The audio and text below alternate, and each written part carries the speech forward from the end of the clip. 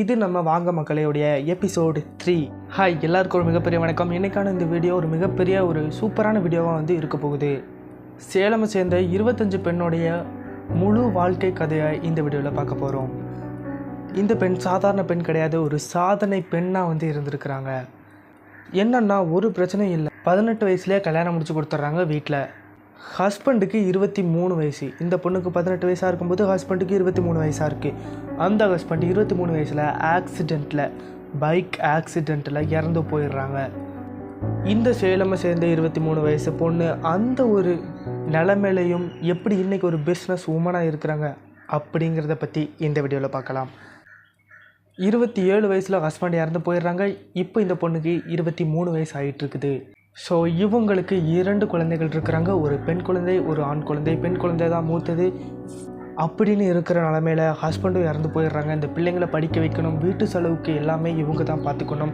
அப்படிங்கிற ஒரு நிலைமை வரும்பொழுது இவங்க எடுத்த ஒரு முடிவு வேறு லெவல் முடிவு. என்ன குடும்பத்தோட சாகலான்னு முடிவு பண்ணிட்டாங்களான்னு கேட்டிங்கன்னா அதுதான் கிடையாது. நான் ஒரு பிஸ்னஸ் பண்ண போகிறேன், என்னுடைய சொந்த காலில் நான் நிற்க போகிறேன், அந்த பிஸ்னஸை வச்சே என்னுடைய குடும்பத்தை நான் காப்பாற்ற போகிறேன் அப்படின்னு சொல்லிட்டு இவங்களுடைய அம்மாவையும் கூப்பிட்டு வீட்டில் வச்சுக்கிட்டாங்க. அம்மா எதுக்கு தனியாக இருக்கணும், தனியாக இருந்தால் அதுக்கு தனியாக வாடகை கொடுக்கணும், கரண்ட் பில் கட்டணும், ஸோ அது எதுக்கு தனி செலவுன்னு சொல்லிட்டு அம்மாவையும் கூப்பிட்டு இவங்க வீட்டில் தங்க வச்சுக்கிட்டாங்க. 2 குழந்தைகளும் அம்மா பார்த்துக்கிறாங்க. இந்த 23 வயசு பெண் சின்னதாக ஒரு மசாலா பிஸ்னஸ் ஆரம்பிக்கிறாங்க. மசாலாவை இவங்களே பொருட்களெல்லாம் வாங்கி காய வச்சு அரைச்சி பாக்கெட் போட்டு விற்கிற மாதிரி ஒரு பிஸ்னஸ் வாங்கிட்டுருக்குறாங்க.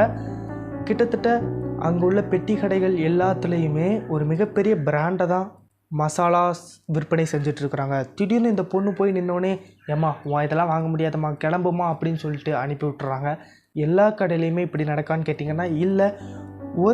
அந்த சேலத்திலேயே ஒரே ஒரு பெட்டி கடையில் மட்டும்தான் இந்த பொண்ணோட ப்ராடக்டை நம்பி வாங்கினாங்க. மித்தி எல்லா கடையிலையுமே உன்னோட ப்ராடக்ட்லாம் நான் எப்படி நம்பி வாங்குறது, கிளம்பு, நீ இதில் என்ன சேர்த்து வச்சியோ அப்படின்னு சொல்லிட்டு விரட்டி தான் விட்டாங்களே தவிர யாருமே இந்த பொண்ணை நம்பி எந்த ப்ராடக்ட்டும் வாங்கலை. ஸோ இந்த பொண்ணு ஒரு கடை தான் நம்மளுக்கு கிடச்சிருக்குறே, இனிமேல் இதை விட்டுறலாம் அப்படின்னு நினைக்காம தொடர்ந்து அந்த ஒரு கடைக்கு சப்ளை பண்ணிகிட்டே இருக்கிறாங்க. அந்த ஒரு கடை மூலமாக கஸ்டமரை தொடர்ந்து இந்த பொண்ணு பிடிச்சிக்கிட்டே வராங்க.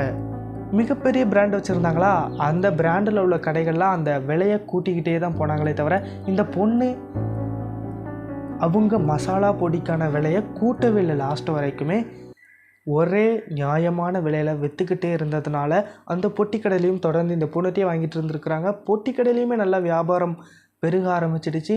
எல்லோரும் எங்களுக்கு இந்த மசாலா பொடி தான் வேணும் அப்படின்னே சொல்லி அந்த 23 வயசு பொண்ணோட மசாலா பொடியை விரும்பி வாங்க ஆரம்பிச்சிட்டாங்க.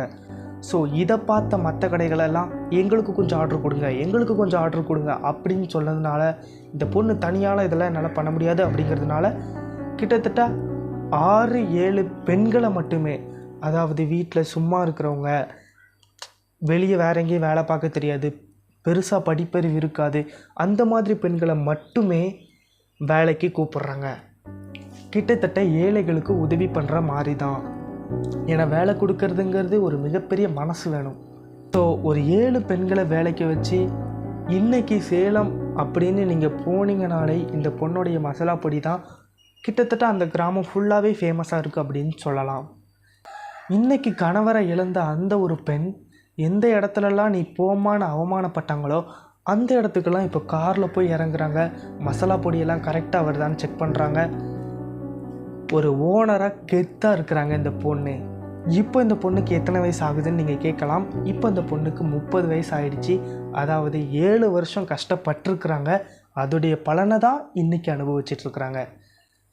ஸோ எந்த விஷயமே கஷ்டப்படாமல் கிடைக்கணும்னு நினச்சிங்கன்னா அதுக்கான பலன் கம்மியாக தான் கிடைக்கும்னு நீங்கள் புரிஞ்சுக்கிடணும். கொஞ்சமாவது கஷ்டப்பட்டால் தான் கஷ்டப்பட்டதுக்கேற்ற பலன் நீங்கள் எதிர்பார்க்க முடியும். ஸோ நான் எதுவுமே பண்ண மாட்டேன், ஆனால் எனக்கு இது வேணும் அது வேணும் அப்படின்னு தயவு செஞ்சு நினைக்காதீங்க. கொஞ்சோண்டு கஷ்டப்படுங்க, நிறைய பலன் எதிர்பார்க்கலாம். அன்னைக்கே அந்த பொண்ணு இவன் இப்படி சொல்லிட்டான், இனிமேல் யாருமே நம்ம மசாலா பொடி வாங்க மாட்டாங்க அப்படின்னு சொல்லிட்டு கிவ் அப் பண்ணியிருந்தா இன்றைக்கி இந்த பொண்ணு இவ்வளோ தூரம் வந்திருக்க வாய்ப்பே கிடையாது. இன்றைக்கி அந்த பொண்ணுமே நல்லா படிச்சுட்ருக்குது. 6th ஸ்டாண்டர்ட் படிக்கிற மாதிரி சொன்னாங்க. அந்த பையன் 4th என்னமோ சொன்னாங்க. ஸோ இவங்க இதை எங்கே சொன்னாங்கன்னு பார்த்தீங்கன்னா, நம்ம ஐஎம் பிரேம்குமார் அஃபிஷியல் அப்படிங்கிற ஒரு இன்ஸ்டாகிராம் அக்கௌண்ட் இருக்குது. அந்த அக்கௌண்ட்டில் போய் நீங்கள் எங்களுக்கு மெசேஜ் பண்ணலாம். மெசேஜ் பண்ணினீங்கன்னா உங்கள் ஸ்டோரி, உங்களுடைய லைஃப் ஸ்டோரியை நீங்கள் மெசேஜ் பண்ணலாம். அந்த மெசேஜை பார்த்துட்டு நான் எப்படி உங்கள் ஸ்டோரியை க்ரியேட் பண்ணி போடலாம் அப்படின்னு நினச்சி உங்கள் ஸ்டோரியை என்னுடைய சேனலில் க்ரியேட் பண்ணி போடுவேன். ஸோ மறக்காமல் ஐஎம் பிரேம்குமார் அஃபிஷியலில் உங்களுடைய ஸ்டோரியை சொல்லுங்கள். இந்த ஒரு சாதனை பெண்ணை பற்றி நீங்கள் என்ன நினைக்கிறீங்கன்னு கமெண்ட்டில் சொல்லுங்கள்.